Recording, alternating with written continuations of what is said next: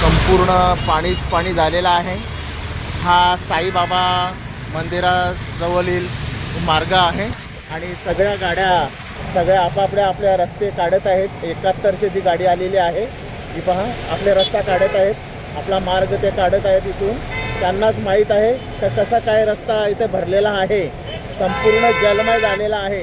लोक आपापल्या घरी जाण्यासाठी आपापला रस्ता शोधत आहेत। सगळे पोलीसकर्मी सुद्धा इथं हजर आहेत, ते आपापल्या कार्य ते करतच आहेत। आणि नागरिकांना एक सांगू इच्छितो की आता आपण घरी जात असाल तर परत घरातून बाहेर निघू नका। तर प्रशासनाने शाळा, कॉलेज, सगळ्या कंपन्या, ऑफिस सगळे बंद ठेवलेले आहेत, कारण का पावसाने जो उग्र रूप धारण केलेला आहे हा साईप्रेम धाब्याचा परिसर आहे। नदीचं आणि समुद्राचं स्वरूप आलेलं आहे। लोक कशी दिशी आपल्या गाड्यांना रस्ता करत आहेत। संपूर्ण जलमय झालेला आहे।